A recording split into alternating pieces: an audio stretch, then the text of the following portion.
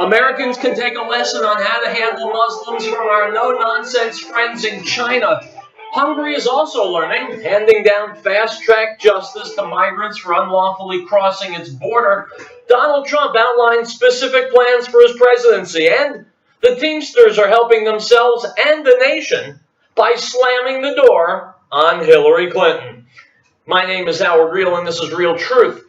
You're listening to the American Freedom Network, streaming live around the world at AmericanNewsNet.com, and on Facebook, and on YouTube, and on Tumblr, and in the book, Real Truth, Stay Angry.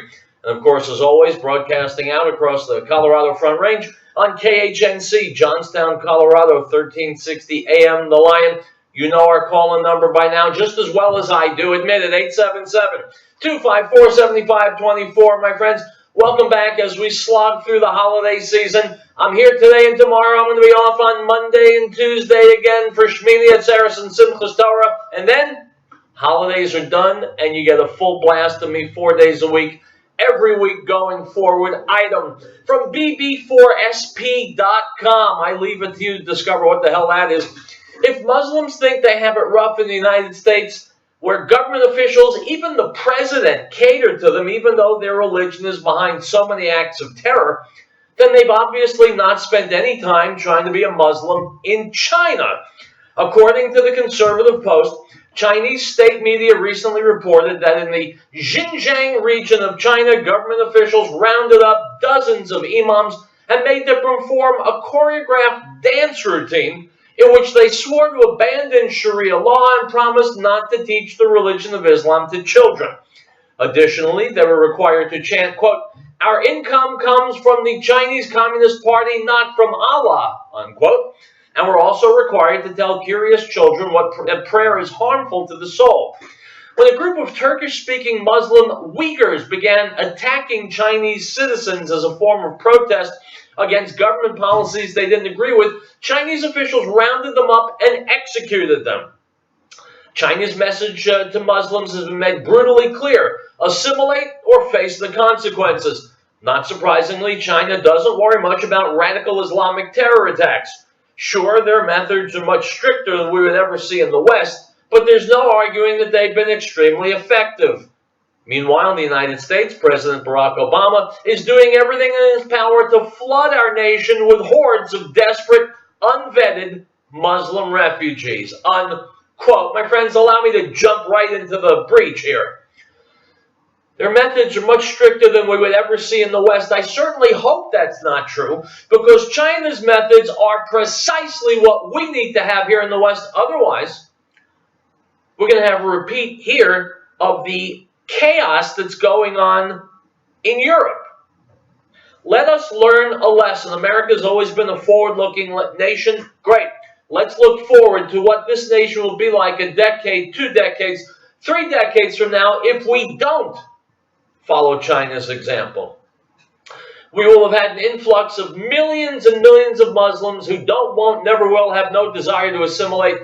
There will be Sharia law centers throughout the United States, even more jihad training camps. They will have infiltrated more of our government. There'll be a larger percentage of the politician. They will be an absolute weight on our welfare systems and other support systems, all because we didn't want to be unnice.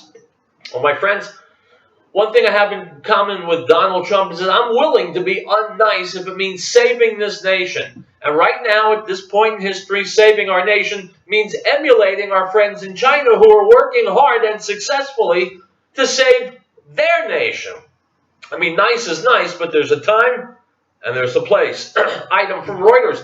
The court in the southern Hungarian town of Szeged has shelved other criminal cases and is handing down fast-track verdicts punishing migrants for unlawfully crossing a razor wire fence that lines the border with Serbia.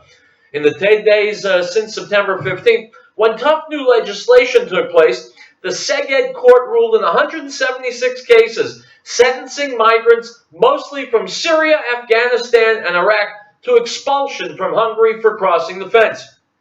Nobody's been acquitted. Only 10 cases have been appealed. Unquote. My friends, I'm not really old enough to remember it, but people I know who are old enough do remember when justice in America worked something like this. It was quick, it was efficient, it was fair, you got the thing done, and you moved on. Well, those days are gone. Now we're caught in a morass of court systems and appeals and lawyers and judges and postponed dates and you name it, which is why we have people sitting on death row for 25, 30 years. Justice doesn't have to be complicated and it doesn't have to be slow. Look at what they're doing in Hungary. Justice is fast and it's working for Hungary and the Hungarian people. Item from the Blaze. Republican presidential candidate Donald Trump unveiled his official position on immigration reform over the weekend, and some conservative commentators were exceedingly supportive.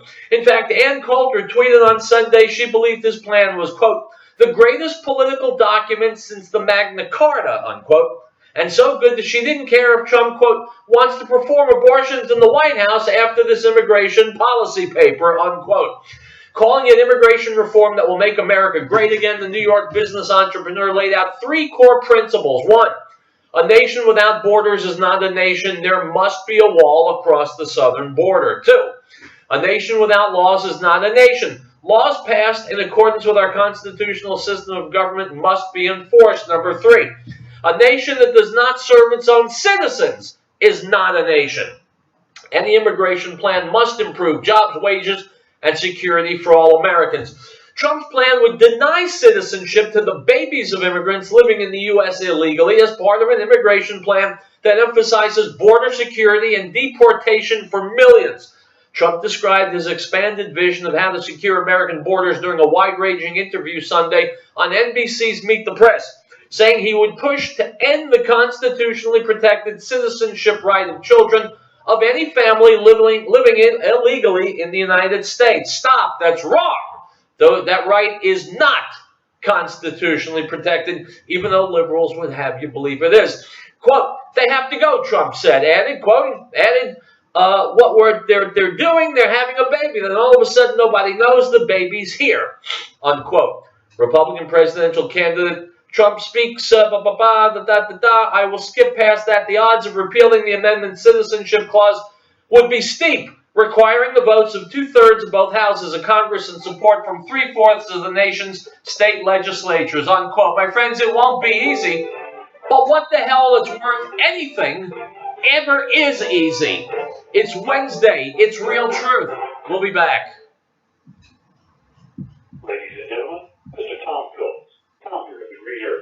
Well, it had to happen. When Colorado legalized marijuana, most people thought the green herb was a marijuana dispensary. Also, it was legalized on January the 1st, 2014, the same day we opened our new location at 4565 Kiffin Street, 1.5 blocks south of I-70. There are 83,000 cars a day passing in front of our new location on Kiffin Street, and most of them call for a marijuana dispensary. So we changed the name of our retail store to New Genesis Health, but we kept the name of our green herb supplements. So when you come to our new location, look for our new name, New Genesis Health, or call us at 888-765-HERB. That's 888-765-4372. And be sure to listen to the Healthy Nature Show with Linda Phillips every Tuesday at 1 p.m. Beloved, do not believe every spirit, but test the spirit. Let it verify. Because many false prophets have gone into the world. By this you will know the Spirit of God. Every spirit that confesses that Yeshua, Jesus, has come in the flesh is of God, and every spirit that does not confess that Yeshua, Jesus, has come in the flesh is not of God. And this is the spirit of Antichrist, which you have already heard was coming and is now already in the world. 1 John 4:1.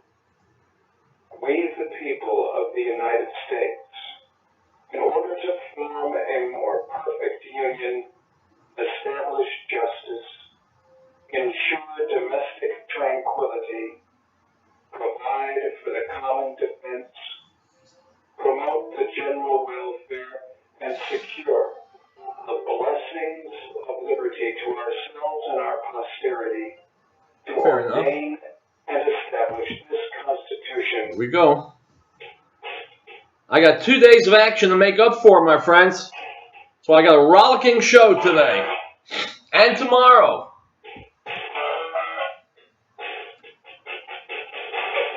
Let the rollicking commence. Howard Riell. The show is called Real Truth. Been off for 2 days. I'm back today and tomorrow. So let's move forward. Ann Coulter, Sean Hannity, talking about not only Washington's amnesty debate, but something that's far more amusing. Hillary Clinton's latest woes. Let's listen.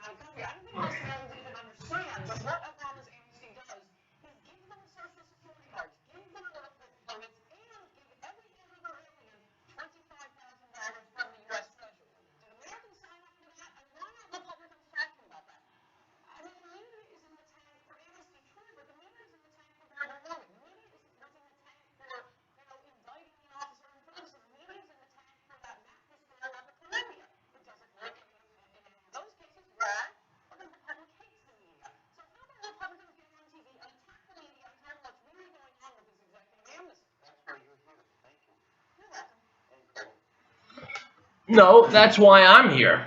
Problem is, I am not on Fox News. Item from Printly.com. Rush, Levin, Hannity all say Trump's tax plan is the best since Coolidge. Here's what they're saying. Rush Limbaugh says, I'm quoting, the fact is that hedge fund operators do not pay the 39.6% rate because their income is not categorized as ordinary earned income. It's called carried interest. And again, these economic people come up with their own lexicon, blah, blah, blah, blah, blah. I've had a lot of people send me an email saying, Rush, this is dangerous. This sounds exactly like Obama's tactic. This sounds exactly like what the liberals proposed, taxing the rich. You know, I can take you back if you want to the 1980s and Ronald Reagan saying the same thing about the super rich. In fact, I'll do that in the next segment.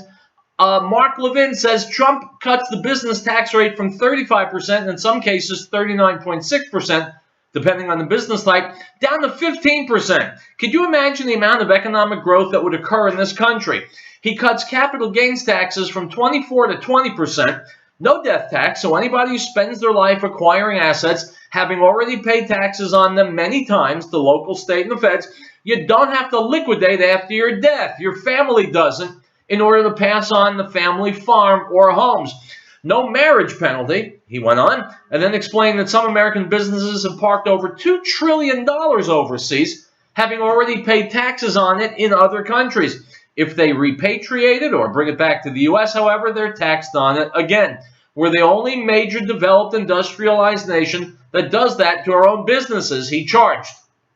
Sean Hannity said, quote, an amazing economic plan. Donald Trump, I thought, had an amazing economic plan. And if you're conservative, you're going to love this plan. I mean, it was incredible. Unquote. My friends, take the time, go online, read the details. I think you'll like it too. Item from the Gateway Pundit. Teamsters officials met behind closed doors today. The union refused to endorse Hillary Clinton for president. The officials told Fox News they want to meet with Donald Trump. James Rosen reported, quote, Fox News has learned exclusively the 26-member board decided unanimously to withhold a presidential endorsement.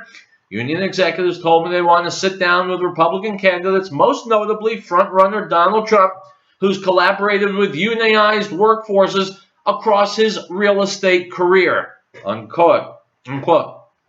My friends, for the Teamsters to turn away from the Democrats is amazing. And the only reason they're doing it is because Hillary Clinton is such a piece of trash. Was that too nuanced? Item from WorldNet Daily. Ben Carson's comment that he would not support a Sharia-compliant Muslim for president because Islamic law is incompatible with the U.S. Constitution led to the former brain surgeon's roasting among media talkers and politicians of all stripes. He's been excoriated as anti-Muslim, bigoted, and even anti-American and unfit for office. For any candidate to suggest that somebody should not be elected president because of what he or she may believe is nothing short of religious bigotry, said Representative Andre Carson, Democrat, Indiana, one of two Muslim congressmen. Stop! My friends, I am a member of the media, have been for about 37 years, and so I must shoulder some of the blame for the yutzes who wrote this article. It goes without saying, if you want an objective, informed, intelligent comment about Muslims in America, you're going to turn to a Muslim, right? Wrong. What can this poor schlep, Representative Andre Carson, what can he do when his religion compels him to stand fast with his co-religionists? Obviously, he's going to come out against what Ben Carson said. And just as obviously, what Ben Carson said is absolutely spot on right. Muslims cannot, should not, must not be trusted with elective office in this country. By the way, between you and me, they shouldn't be trusted in the military either because they have an agenda that doesn't coincide at all with America's. That's just common sense. When did common sense in America die? Someone will tell me, I'll say Kaddish for it. Item from the Daily Mail. The rich are richer than ever. Forbes' list of 400 wealthiest Americans reveals Jeff Bezos made $16 billion in a single year. And Mark Zuckerberg broke into the top 10 for the first time. America's top 400 billionaires have combined wealth of $2.34 trillion, up $50 billion from a year ago. Bill Gates has retained his number one spot for the 22nd straight year with a net worth of $76 billion. Amazon's Jeff Bezos, 51, has emerged as the biggest overall gainer, coming in at number 4 with $47 billion. Facebook's Mark Zuckerberg, 31, this year landed in the 7th spot with $40 billion after cracking the top 10 list last year. The cost of admission to the 2015 list was the highest ever at $1.7 billion, up from $1.55 last year. Unquote. My friends, here's a tip. Save you some time. If you're looking for not my name on that list, you can stop looking. Item from thechristianpost.com. Since the Affordable Care Act, or Obamacare, was signed into law in 2010, according to the Kaiser Family Foundation / Health Research and Educational Trust 2015 Employer Health Benefits Survey, both the growing number of workers with deductibles and the size of those deductibles have resulted in an overall 67% increase in health insurance deductibles for workers. Unquote. So my friends, if you in my audience are afraid that you just plain weren't paying enough for health care, well, you may allay your fears, because now you're probably, if you're like most Americans, paying out the ass. Item from The Hill. Republican presidential candidate Ben Carson says traditional politicians have long maneuvered African-American voters for their own ends. Quote, I think American blacks over the course of next year will begin to see that they've been manipulated very, very largely, he told radio host Mike Gallagher on Tuesday. It's people telling them that what they're supposed to think and what they're supposed to say, Carson said. I believe that's a dynamic that's in the process of changing. More and more I'm finding blacks are thinking for themselves and what works for themselves and their communities, he added. Carson argued the political establishment's control over any voting demographic stems largely from media bias. Quote, I long for the day when the media realizes the reason they're the only business protected by the Constitution is because it's intended to be for the people. They weren't supposed to pick sides, the Democrat side or the Republican side, Carson added. You're supposed to be able to trust them. They take advantage of low information individuals and people who won't investigate things for themselves. One of the biggest things threatening our nation right now is divisiveness, Carson said. As a wise man once said, a house divided against itself cannot stand. We need a commander-in-chief that understands that and tries to promote our unity and not our divisions, Carson said. Well, my friends, there's no question that the media is to blame. 110% the media is to blame. My question is this. You know all those Americans who are low-information voters who basically don't know their asses from the holes in the ground, don't know the issues, don't know the candidates, don't know whom to vote for? My question is for them. Why are you so dumb? Yeah, you, low-information voters. Why are your heads up your asses when there are important things that need to be done? And my corollary question is, if you don't know whom to vote for, you don't know what the issues are, you don't know how the government works, how dare you go to a voting booth and vote? Because invariably, you will vote this country, as you have in at least the last 2 elections, straight into the toilet. So if you don't know which way is up, then just plain don't vote. Item from the Daily Mail. How 40,000 women on Ashley Madison shared just 6 email addresses, all of them owned by the affair's website itself. A data scientist has figured out he claims to show the site generated fake profiles. Unquote. My friends, according to this article, all those men who were trying to meet married women or single women when they were married, they were really writing to the website itself. Brilliant, right? All right, we'll take a break. Real Truth March is on. Go nowhere. If catastrophe struck, would your family be prepared? Are you confident you wouldn't react in a panic? Is there one place to get all of your emergency supplies? Paris Survival encourages you to have confidence through preparation, not panic through crisis. Paris Survival, located at 3366 South Broadway, is a professional, reputable, full-service business providing quality, realistic preparedness supplies at an affordable price. Go online, stop by, or call 303-7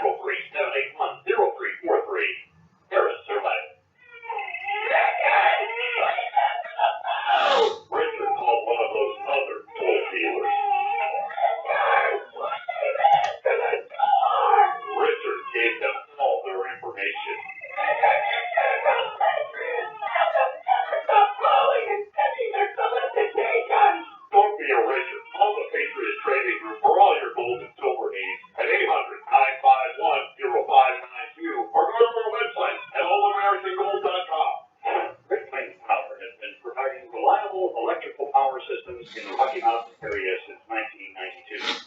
Our systems rely on the sun to help make you self-reliant for your power needs. Solar energy can be scaled to fit any situation, from complete power independence to backup power for the short term. Our expertise focuses on standalone power, but we have extensive experience with utility interactive systems as well. Custom catered capabilities as modest and emergency lighting all the way to commercial scale power. Great Place Power is a full service company. We service everything we sell. We provide and design turnkey packages, custom design systems, parts for do-it-yourself. With more than 20 years of specialized experience at your disposal, let us know what your power concerns or goals are. Reach us by phone or the internet. Call 303-239-9963. That's 303-239-9963. Or go to GreatPlaceSolar.com.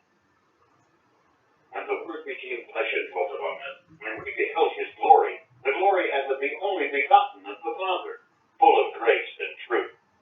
John bore witness of him and cried out, saying, This was he of whom I said, He who comes after me is preferred before me, for he was before me. The Gospel of John, chapter 1, verse 14 and 15.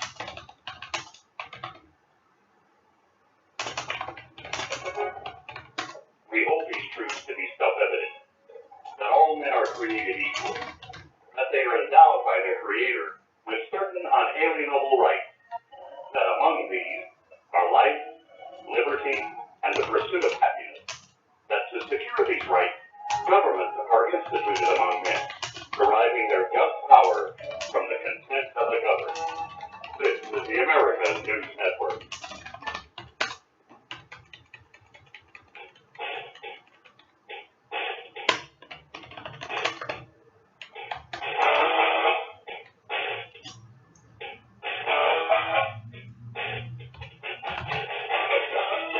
All right, guys, welcome back to Real Truth. I am still Howard Riell. Believe me, I'm not any more thrilled about it than you are, but I am here. So let me ask you a question. Okay. Now I'll ask you a question. 2 questions. Number 1, do you have children? Number 2, are your children a little bit confused about what gender they are? No, of course they're not. But you know what government is, and you know what government does, and you know who educators are. You put it all together, and it's a terrible cocktail. And that's what we're getting from CBN News right now in this video. By the way, you go to my Facebook page, Real Truth Radio. You find gender identity curriculum in Virginia. Because obviously small children need to learn about all this sexual junk, right? I evolved. Here we go. Listen up. Public schools in Fairfax County, Virginia are preparing to include gender identity in its curriculum for grades 7 through 12. The family life education lessons will include teaching on homosexual, bisexual, and transgender identity. Andrew Lafferty, curriculum director of Washington Bureau, to talk more about this controversial subject. Andrew, thanks for joining us. It's great to be with you. First of all, tell us about this curriculum and the motivation behind it. Well, since this is the school identity in to add to the identity. It's not a part of the same class, it's not a part of the same school board instruction, but they decided to add it against the will of many parents. And so now what they're doing is very added family life education. While we're talking specifically about Fairfax, it's important to understand what's happening across the country. So I can talk about Virginia, but this is particularly one of you. How will this curriculum impact the students? Well, it's very interesting. Right now, what's happening is starting in kindergarten, they'll talk to them about same-sex or gay marriage. And the parents will have to opt out. One of the issues is My friends, let me jump in here. Your ears are not playing tricks on you. In kindergarten, they're going to be learning about same-sex marriage. I can remember some of my kindergarten education. I don't seem to recall anal sex being part of it. My friends, if you want a symbol, if you want a sign, if you want an indication of how sick and venal our society has become, you got it. This is it. Teaching kindergarten children about same-sex marriage. It's repulsive. It's disgusting. It's twisted. If you have children, and even if you don't have children, if you have young children or even if you have old children, if you live in a place with a school district, and everybody lives in a place with a school district, get on the phone and ask them whether or not they are subscribing to this. And if they are, you blast them right between the eyes and say, schmucks! You're helping to destroy America and Americans and the next generation. This crap has no business being in a school, especially with little kids. And if they give you the usual runaround and yah-yah, then you go over their heads and you keep going over their heads and you keep screaming and writing letters and calling legislators, and you get this stop, because if you don't do all those things, then you, don't duck out of the way. I see you through the radio. You are to blame for this. If you're not part of the solution, then you're part of the problem. And there's nothing that gets my blood boiling more than when people do terrible things to children. Because children need to be protected. Let's go back to the video. Virginia, parents can opt their children out of certain parts of the, quote, family life education. And so now what they're doing is they're trying to move parts of it from FLE, family life education, to health, which means the parents cannot opt their children out. And so we've been poring over the regulations and the information to see exactly what's happening. But we are very, very concerned that they are doing it here in Fairfax County and perhaps other places without the parents' knowledge or consent. In 8th grade, they will be discussing, let me just say, Bill Clinton's activity along with oral and anal. In 8th grade, and most people, and they've lowered it from 9th grade, or teaching 4th graders about the word incest. How far does that go? What is the difference between sexual orientation and sexual and gender identity? The difference between sexual orientation and gender identity is sexual orientation is who you have sex with and how you have sex. Gender identity is who you are, male, female. Are you born male or female? Are you born nothing? And they want to break down those definitions. So you're no longer male or female as God created us. You're one of 52 quote genders or one of 100 and something genders, depending on who you talk to. It is not clear, and it is not a part of our normal cultural discussion. I don't even think it's a part of discussion in France or other European countries. It's just bizarre. And they want to force this on the kids in Fairfax County when in fact it's not a part of the required education. What's been the reaction from parents, and what can parents do? Well, in Fairfax County, it was interesting because the night of the vote on gender identity, the police, they hired a special police force, security. They actually locked 200 parents out so they couldn't get in, even though there was standing room in the back. Parents need to be very engaged. Parents need to know what is going on in their local communities. Read anything that's passed. Find out what they're teaching their kids under the guise of health, under the guise of PE or social studies or biology or family life. We're seeing just an onslaught. This thing is snowballing. And so we would just encourage you to protect your children and know what they're being taught. Has the Obama administration played any role in encouraging public schools to adopt this sort of curriculum? Well, that is another very good question. Actually, encourage isn't maybe the word. Blackmail or force. Here in Fairfax County, we were told that the Office of Civil Rights and Department of Education and Department of Justice would see to it that our federal tax dollars were pulled if the gender identity wasn't added. What that means is those monies that were meant to help educate and provide for poor children that may be going without meals, that funding would be taken. So here we hear all this outcry about Republicans are, not looking out for kids, when in fact, when the president and his allies want to push this gender identity agenda, They don't care about poor children. Andrea Lafferty, thank you so much for taking the time to talk with us today. We really appreciate you joining us. Thank you.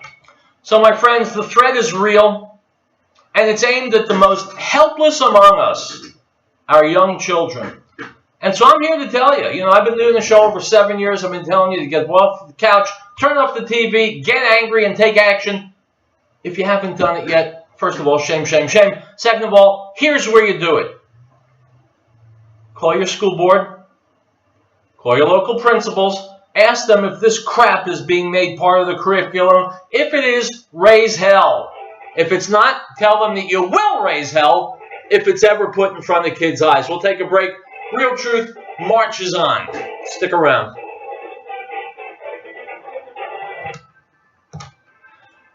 All right, guys, I'm going to stop the video here. I'm going to post it as per usual. Look for it on YouTube, on Facebook, on Tumblr. I'll be back tomorrow. I'm a parent. I have 2 kids. There's nothing, like I said just a moment ago, nothing pisses me off more than taking advantage of and victimizing children. And if you're too busy or too otherwise occupied to stand up for a whole host of issues, stand up for this. Because defending the weak is what we are called upon to do as human beings. All right. Hasta luego. I'll see you tomorrow.